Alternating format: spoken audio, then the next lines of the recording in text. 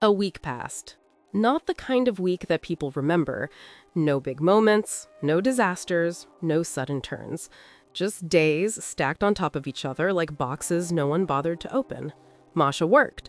She woke up before the bar opened, helped Winston with small things in the back, cleaned what didn't look dirty, stayed quiet when people talked too much. She learned the rhythm of the place better than she wanted to. Morning deliveries, afternoon silence, nights filled with voices that didn't belong to her. She kept her head down. She did what was asked. She stayed invisible. And somehow that became normal. Max was there most days. Not always close, not always talking. Sometimes he was behind the counter, sometimes fixing something that didn't need fixing, sometimes just passing by with that same calm presence that made the room feel less tight. When they talked, it was normal. Too normal. Busy day? Yeah, same as always. You eating? Later. Short sentences, casual looks, nothing that screamed, something happened between us. That's what started to bother her. At first, she told herself it was good. Better this way, safer this way, easier to control. But the more days passed, the more the memory of that kiss refused to fade. It wasn't dramatic, it wasn't desperate, just a simple moment, a soft decision. And yet, it stayed with her longer than she expected. She remembered the way he didn't rush it, the way he didn't pull her closer, the way he let her leave without questioning it. And now? Now he talked to her like nothing had changed, like it was just another night. She started wondering if it had meant something only to her. That thought sat heavy. It made her feel stupid, exposed, too hopeful for someone who couldn't afford that. She told herself not to care. She told herself she had bigger problems. No papers, no stability, no guarantees. Feelings were a luxury she didn't have time for. But still, when she caught him laughing with someone else, something in her chest tightened. When he didn't look at her right away, she noticed. When he did look at her, she looked away too fast. She hated that part of herself. The part that wanted, the part that imagined, the part that forgot the rules she had survived by. 1 week, 7 days of pretending nothing had changed. Until the night it finally did. It was close to closing time. The bar was quieter than usual. Only a few people left, voices low, movements slow. Winston was in the back, counting something. The lights were dimmer. Masha was wiping the same spot on the counter for the 3rd time when she felt someone stop beside her. She didn't look up right away. She already knew. "Hey," Max said. His voice was calm, but different, not casual. She glanced at him. "Hey." There was a pause. A real one, not the comfortable kind. He leaned his elbows lightly on the counter, staring at the wood instead of her.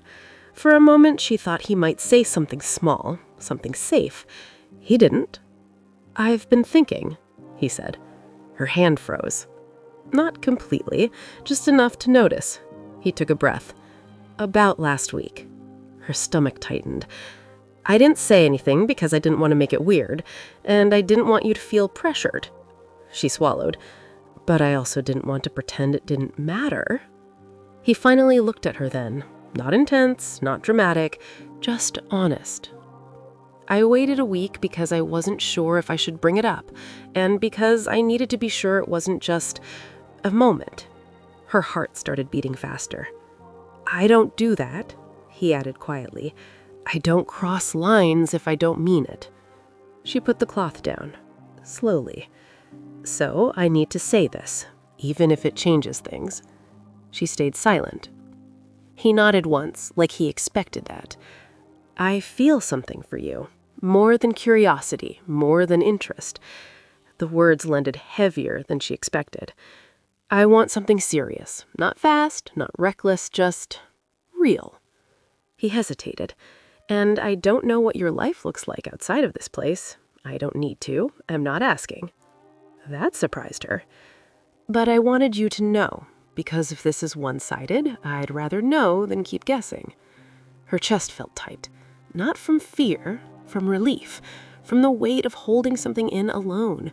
She looked at him, really looked. He wasn't smiling, he wasn't trying to charm her. He looked nervous. That mattered. "My life is a mess," she said. Her voice came out quieter than she intended. He didn't interrupt. "I don't have things figured out. I don't even know where I'll be in a few months." He nodded. "I figured." She let out a breath. "But," she said, "I feel something too." His eyes softened. "And after I met you, I started feeling more alive, and that scares me." He smiled then, not wide, just enough. "That makes two of us." They stood there for a moment, saying nothing. The silence wasn't heavy this time. It felt steady. "So," he said after a beat, "I was thinking." She raised her eyebrows slightly. "Would you want to come over for lunch on Sunday? Nothing fancy, just us, somewhere quiet, to talk." She thought about it. About doors that once opened were hard to close. About routines breaking. About what Winston would say. But she also thought about what it felt like to breathe again. "Okay," she said. His smile this time was real. "Okay.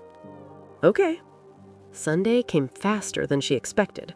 She told Winston that morning, "I have somewhere to go. I tied her jacket. I'll be back in night." He looked at her. For longer than usual. "Where?" he asked. She hesitated. "Just a second." He noticed. Then he sighed. "No, forget it," he said, waving it off. She frowned. "You're an adult," he continued. "I don't need details." She waited. "Just be careful," he added. "That's all." She nodded. "I will." He watched her leave, and for the first time since she arrived, she felt like she was stepping out, not to run, but to choose.